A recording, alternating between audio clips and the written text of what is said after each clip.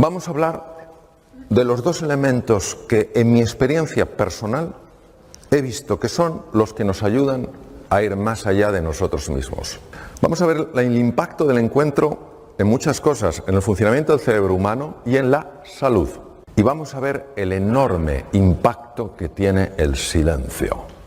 ¿Qué es el encuentro? El encuentro es cuando tú tienes una intención real de aproximarte a otro ser humano, tienes una voluntad de cooperación, hay un deseo de comprender de verdad a la otra persona, hay una disposición a escuchar. Escuchar es bastante complicado porque la mente mete mucho ruido y entonces uno no escucha porque está pensando cómo responder y por eso es una cosa que hay que entrenar. Y generosidad en el contribuir, generosidad en el dar.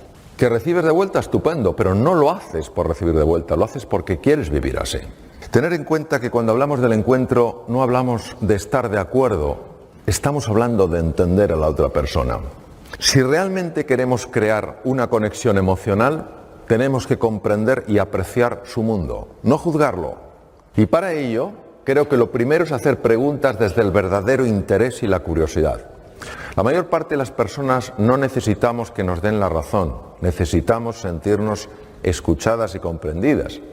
La escucha es un proceso que a nivel cerebral no se puede dividir.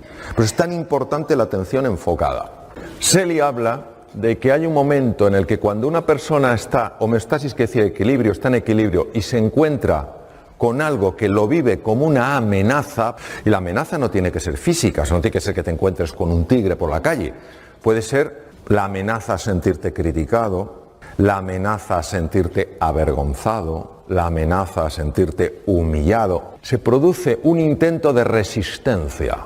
La resistencia produce un enorme desgaste en el ser humano, intentando o contraatacar o huir o bloquearte. Son las tres formas de resistencia que utiliza el ser humano y también los animales. Cuando estás mucho tiempo en esta fase de resistencia, llegas a lo que se llama exhaustion stage, la fase de agotamiento, de breakdown, de hundimiento, y aquí es donde hay más posibilidades de que aparezca la enfermedad. Porque el organismo se ha agotado de tanto resistirse. Lo bonito es ver cómo el encuentro afecta a esa fase del agotamiento. Cuando una persona se siente amenazada, cuando se siente amenazada emocionalmente, pues yo no voy a ser capaz de salir adelante, o esto es demasiado difícil, o yo soy poca cosa, el mundo me supera. Cuando una persona se siente amenazada, no que esté amenazada, que se sienta amenazada, se produce lo que se llama una disregulación del sistema nervioso simpático y parasimpático. Muy fácilmente explicar lo siguiente. Aparte del cerebro, cerebelo, la médula que todos conocemos, hay toda una división importantísima. El sistema nervioso se llama sistema nervioso vegetativo o autonómico, porque siempre se pensó que iba, entre comillas, a su bola. Y tiene dos ramas, tiene el simpático y el parasimpático. Por tanto, cuando alguien se siente amenazado, los dos sistemas, simpático y parasimpático, que están perfectamente regulados, para estar atento y a la vez relajado, ya no está relajado. Ya estás en situación de amenaza. ¿Cuál es el impacto de esto? El impacto de esto, de la hiperactividad del sistema nervioso simpático, es muy conocido. Cuando una persona se siente amenazada, se activan unos núcleos en el cerebro que se llaman amígdalas. Cuando la amígdala se activa ante la percepción de una amenaza, lo primero que hace es robar sangre de la parte anterior del cerebro, lo cual produce cambios muy importantes en la percepción de nuestros recursos, porque al activarse la amígdala y reducirse el aporte de sangre a la zona anterior del cerebro, se pierde capacidad de comprender, se pierde capacidad de aprender, se pierde capacidad de ser creativo y se pierde capacidad de tomar buenas decisiones. Es muy importante porque si tú la enfermedad solo lo vives como una amenaza, no podrás encontrar recursos naturales que tienes que te pueden ayudar a tomar vías que favorezcan la curación, porque ni siquiera las verás. Por eso un niño, una niña en un colegio, en una escuela, un estudiante en una universidad, donde sea, una persona en una empresa, que se sientan amenazados, no que estén amenazados, que se sientan amenazados porque no hay una cultura de encuentro, de cordialidad, de afecto, y activen estos centros, no importa lo inteligentes que sean, no podrán comprender, no podrán aprender, no podrán ser creativos. No porque no lo tengan, sino porque cuando se activan las amígdalas, el riego de la zona anterior del cerebro se reduce. Pero es que el efecto en el cuerpo es también muy marcado, y uno de los efectos es en el estómago. Cuando una persona se siente amenazada, el sistema nervioso simpático hace exactamente lo mismo que si te persiguiera un tigre. El tubo digestivo lo paraliza. Un estómago que se paraliza es un estómago a través del cual la comida no puede fluir bien. La comida, cuando no fluye bien, se estanca. Cuando se estanca, se pudre. Cuando se pudre, fermenta. Cuando fermenta, produce gas. ¿Qué hace el gas? Hincha las paredes del estómago. Hoy en día sabemos que cuando una persona se encuentra con otra, con estos lazos de afecto, de cordialidad, de voluntad, de cooperación, automáticamente el cerebro produce una sustancia llamada beta-endorfina. Es un analgésico natural potentísimo, capaz de reducir el dolor físico. Cuando la amígdala, que estaba activada, se desactiva, la parte anterior del cerebro puede funcionar bien. Claro, esto tiene unas implicaciones enormes. Porque quiere decir que una persona que se siente amada, que se siente querida, es una persona que intelectualmente va a funcionar mejor. Y una persona que se siente humillada, que se siente avergonzada, que se siente empequeñecida, intelectualmente va a funcionar peor. Porque esos estados de ánimo están afectando al funcionamiento de su cerebro. Estas son las cosas a las que se ha demostrado, otros investigadores, que cuando una persona se siente amenazada, los dos lados del cerebro no se llevan bien. Pues se ha visto que cuanto más amenazada se siente una persona, más lateralización se produce, es decir, menos hablan entre sí los dos hemisferios. ¿No os parece que lo lógico sería que ya que tenemos dos hemisferios, por lo menos se lleven bien? Parece de cajón. Pues no, se llevan mal. ¿Cuál es el problema? El problema es que el lado izquierdo, el hemisferio izquierdo, es muy bueno en unas cosas. Es muy bueno en razonamiento lineal. Esto me lleva a esto, esto me lleva a esto, esto a esto. Es muy bueno organizando, es muy bueno estructurando, es muy práctico. Pero el hemisferio derecho es mucho más imaginativo. El hemisferio derecho además es el que tiene más conexión con el cuerpo físico. El hemisferio derecho es la puerta al inconsciente. Claro. Nosotros necesitamos a los dos, necesitamos al soñador y al hacedor. Necesitamos al imaginativo y al práctico. Cuando una persona se siente amenazada, los dos hemisferios se desenganchan. Se observa algo interesantísimo. El sistema parasimpático, que es el sistema del encuentro, aumenta la capacidad de hacer frente a las infecciones porque se potencia el sistema inmune. Esto es muy importante cara a la enfermedad. Se reduce la producción de radicales libres. Nosotros sabéis que usamos el oxígeno para producir energía. Para poder utilizar oxígeno y obtener energía pagamos un precio. Ese precio es la producción de unas cosas que se llaman radicales libres. ¿Qué es un radical libre? El radical libre es una molécula muy inestable que le falta un electrón y necesita robar el electrón. ¿Cómo roba el electrón? Bombardeando otras células para robarle los electrones. Esto genera muerte celular, daño en pared celular, en membrana celular, envejecimiento temprano y mutaciones. Pues el encuentro, la activación del parasimpático, reduce la producción de radicales libres. Es decir, nunca es tarde para amar y nunca es tarde para esperar un efecto del amor. No importa el pasado que una persona haya tenido. Ahora vamos a hablar de la importancia del silencio. ¿Por qué es tan importante el silencio? Es tan importante el silencio por lo ruidosa que es nuestra mente. Fijaros lo que dijo Pascal. He descubierto que toda la infelicidad del hombre deriva de una sola causa: su incapacidad para mantenerse en quietud en su habitación. Nuestra mente condicionada busca el control, el estatus y la posición porque se siente separada de todo. Y esa sensación de inseguridad que no es la inseguridad del ser humano, es la inseguridad de la mente que maneja, que se llama mente dualista o condicionada, hace que para conseguir sentirse segura, se busque con desesperación el estatus, la importancia, el reconocimiento. Y ahí es donde entra la rivalidad. Nuestra mente condicionada está totalmente juzgando, evaluando, comparando, lamentándose por el pasado o preocupándose por el futuro. Esta tendencia natural a arrastrarte al pasado y natural a arrojarte al futuro es tremendamente contraproducente en el ser humano, porque la mayor parte de las veces no es para acordarte de algo agradable, sino que es para lamentarte de algo. Y la mayor parte de las veces no es para anticipar el futuro, sino para preocuparte por el futuro. Por eso es tan importante el silencio, que quiere decir la presencia, estar aquí y ahora, en lugar de que te lleven para allá y te lleven para allá. ¿Por qué la mente nos quiere llevar para allá y para acá? Porque aquí ella no existe.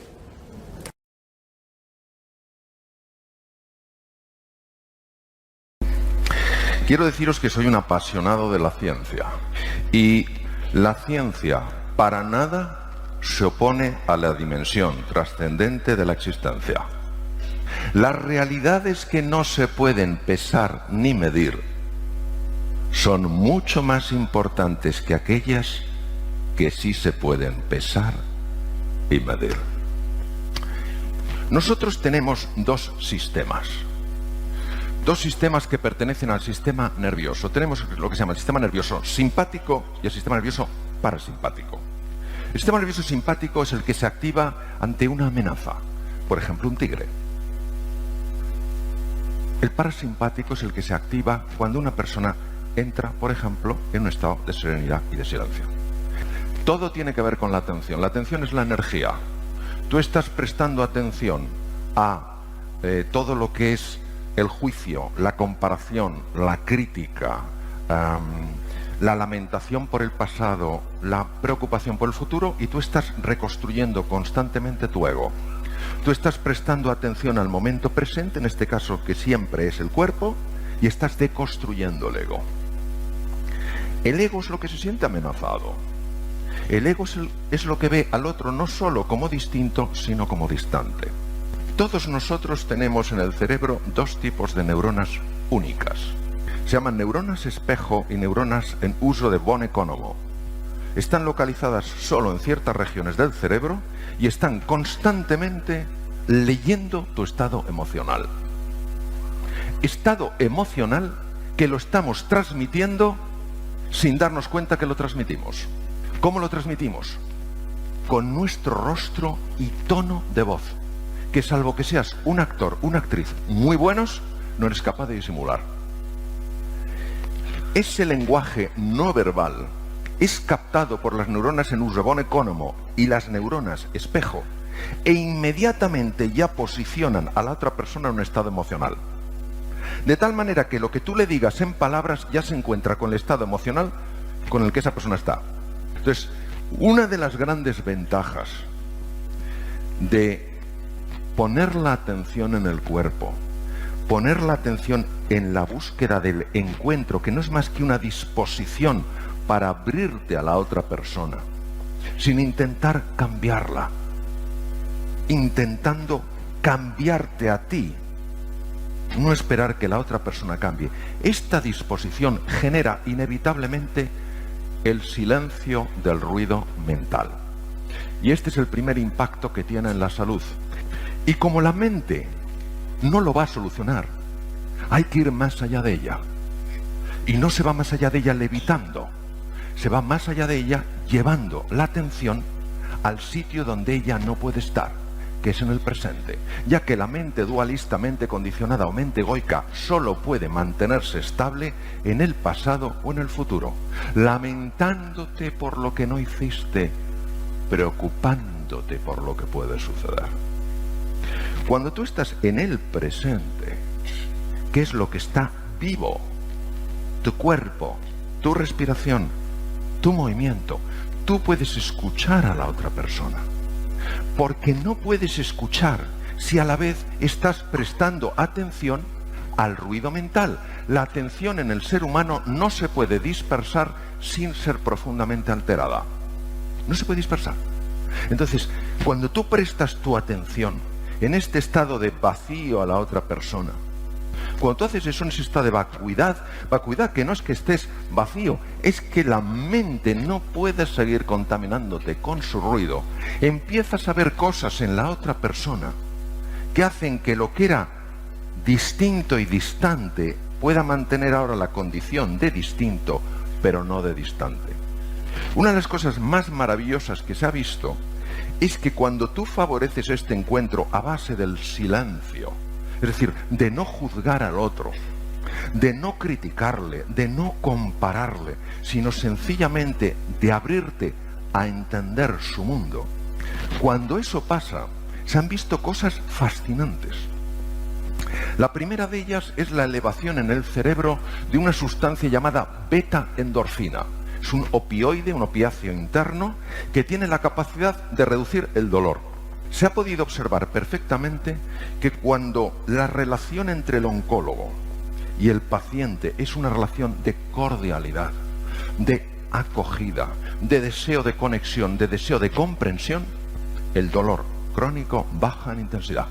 Y baja en intensidad porque las dos áreas del cerebro, el cíngulo anterior y la ínsula de Ryle, que se activan en el dolor, bajan su intensidad por la secreción de beta-endorfina. Pero no solo eso, hay otra hormona que se libera cuando dos seres humanos se encuentran, y yo me encuentro con la otra persona cuando la cojo en lo que es, no en lo que a mí me gustaría que fuera. Y esa hormona se llama oxitocina. La oxitocina es un protector natural del corazón. El ser humano es un ser de encuentro, pero solo se encuentra con la otra persona cuando es capaz de acallar su ruido mental.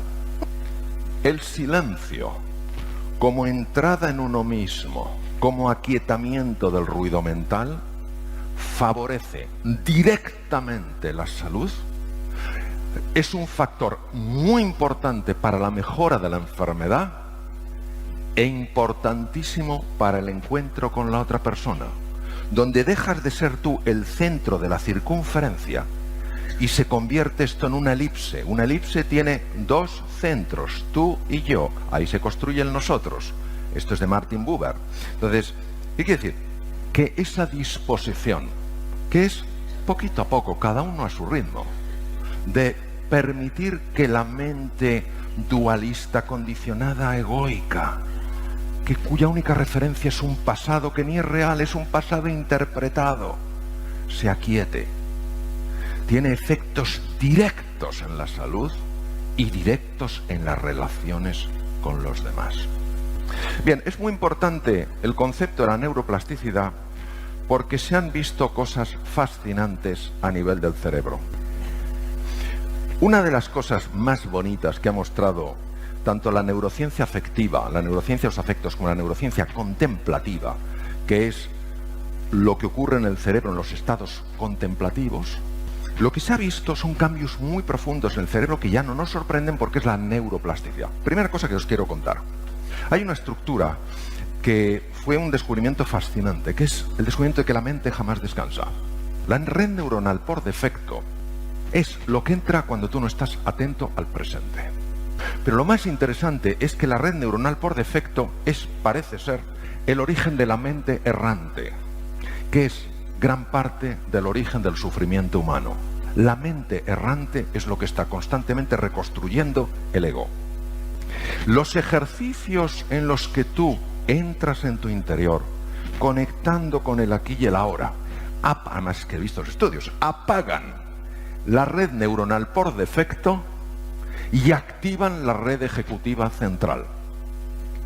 Esto es importantísimo de conocer porque implica que una persona que dedica tiempo a conectar con su interior no solamente está mejorando su salud, no solamente está mejorando el encuentro con otras personas, sino que está mejorando de forma directa su eficiencia para resolver problemas, porque es más creativa, porque está menos distraída, porque es más precisa en sus valoraciones.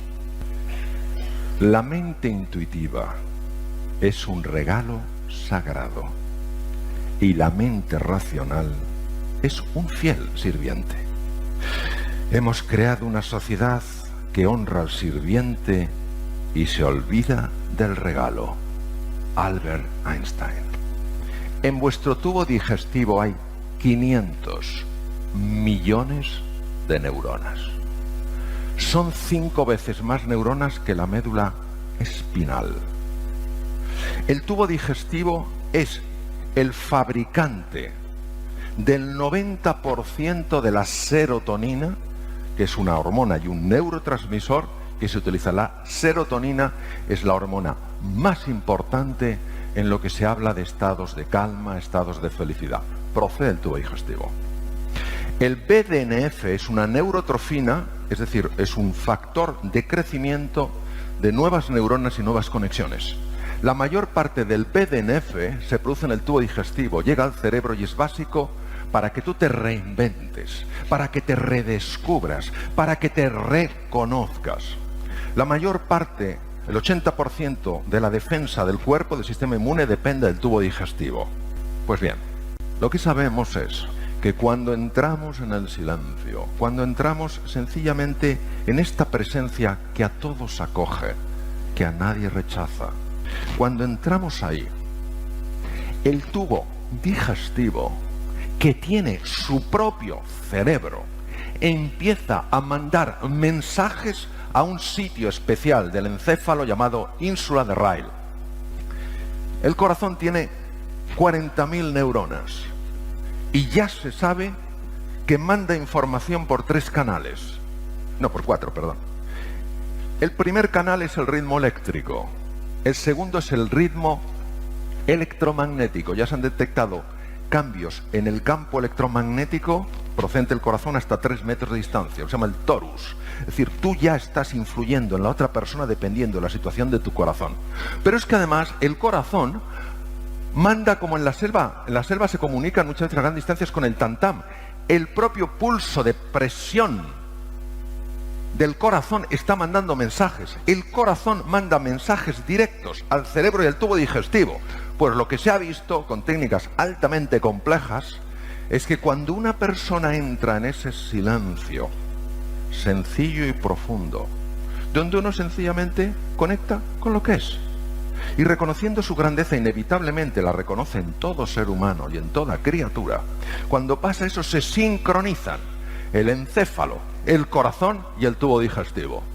Es una cosa sorprendente, pero cuando tú te sientes amenazado, amenazada, y lo que más miedo nos da es el juicio del otro, la crítica del otro, sobre todo en nuestros momentos de mayor vulnerabilidad, de mayor fragilidad, cuando te sientes amenazado, esta sincronización maravillosa entre los 3 órganos desaparece hasta tal punto que el corazón entra en un ritmo frenético, pueden aparecer arritmias, el tubo digestivo empieza a alterarse, lo que le pasó a Margarita, y el encéfalo no solo es que se desincronice del corazón y del tubo digestivo, es que los 2 hemisferios se desincronizan entre sí. Se llama lo que se llama lateralización hemisférica, es decir, el lado izquierdo, que es mucho más racional, estructurado, organizado, planificador, y el lado derecho, que es más imaginativo, más artista, y que juntos hacen un papel tan maravilloso, dejan de sincronizarse.